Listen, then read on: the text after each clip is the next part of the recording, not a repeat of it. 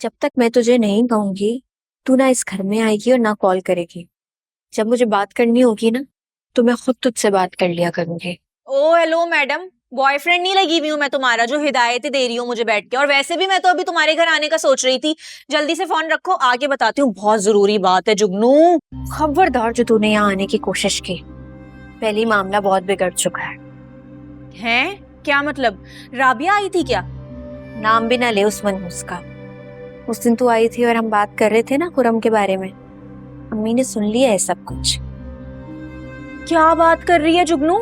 वाकई? तू तो पकड़ी गई। अब क्या होगा तेरा? मैंने भी कच्ची गोलियां नहीं खेली हैं जो इतनी आसानी से पकड़ में आ जाऊं। क्या क्या मतलब है? क्या किया तूने?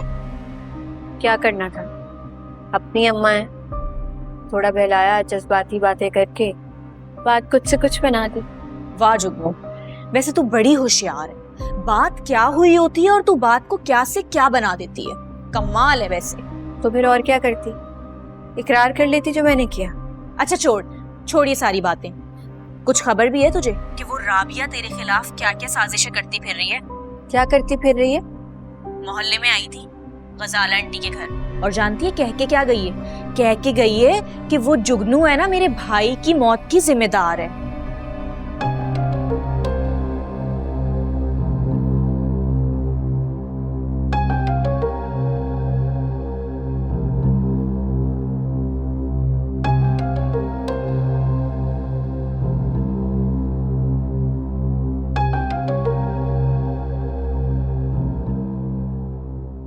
हेलो जुगनू, मैं तुझसे बात कर रही हूँ।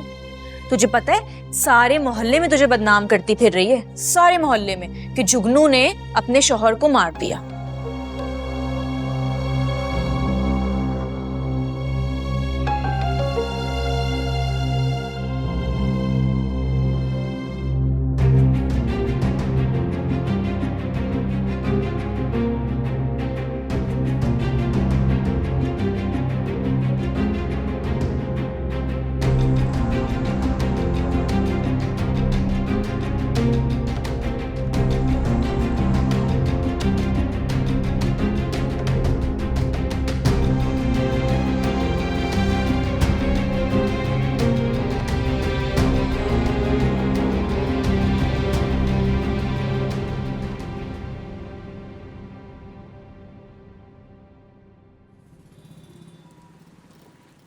आया नहीं हमजा आपने?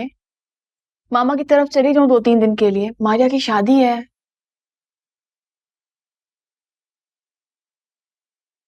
अभी नहीं सोनिया, मैं बिल्कुल अकेला रह जाऊंगा। वो भी नहीं है ना घर पे। तो मेरे आने से पहले भी अकेले ही रहते थे ना?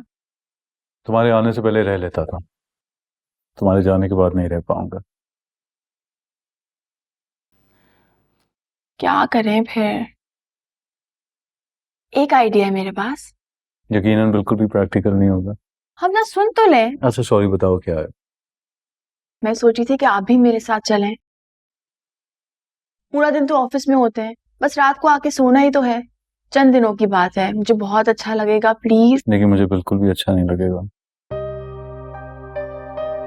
मेरी खुशी या ख्वाहिश की परवाह ही नहीं आपको। सोनिया प्लीज इस बात पे नाराज मत हो जाना। मेरी बेवकूफी है ना, फजूल में आपसे एक्सपेक्टेशंस लगाती हूँ। आइंदा कभी भी नहीं लगाऊंगी। आप बैठ के अपनी चाय पिए। अच्छा लिसन, 2-3 दिन इंतजार कर लो, ऑफिस में काम बहुत है। उसके बाद मैं और तुम दोनों जाके तुम्हारी मम्मी की तरफ रह रहेंगे। सीरियसली? आप सच कह रहे हैं ना? मजाक तो नहीं कर रहे? लेकिन एक मसला है। अब क्या मसला?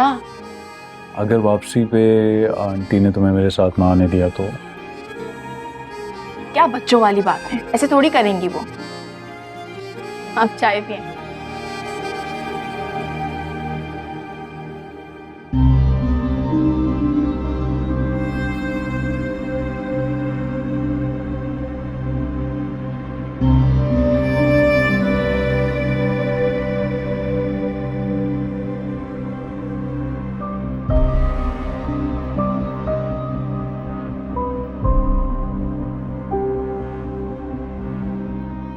मैंने खाली एकतरफा मोहब्बत के पीछे अपना घर, अपनी जिंदगी तबाह कर ली। मेरे हाथ अभी भी खाली हैं। ये मैंने क्या कर दिया?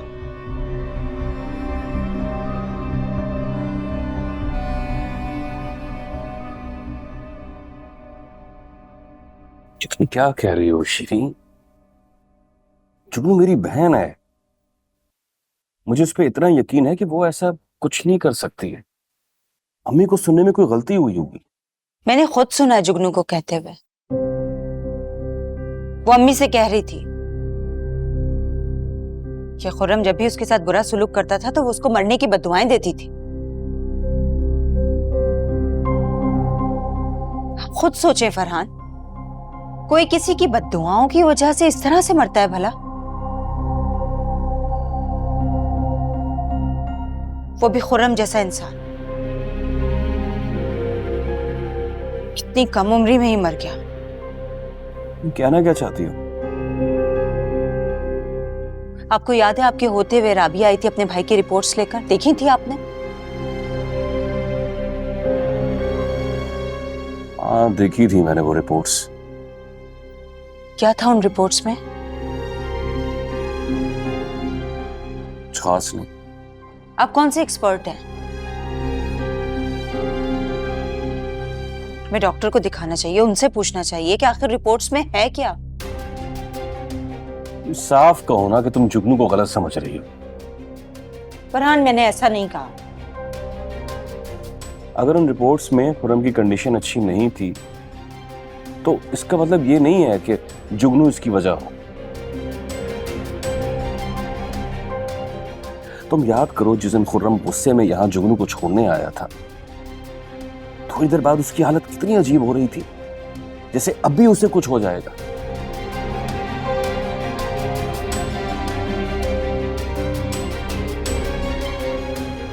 शीरीन, उसे पहले ही से कोई बीमारी थी जिसे उसके घर वालों ने हमसे छुपाया।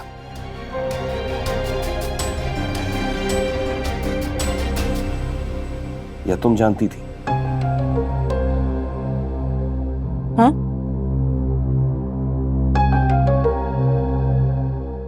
मुझे क्या पता, मैं कुछ नहीं जानती थी। तो बस फिर ठीक है, इस बात को यहीं खत्म करो। बात बढ़ेगी तो आखिर में तुम पर ही आएगी। मैं मजीद अब इस घर में कोई फसाद बर्दाश्त नहीं कर सकता।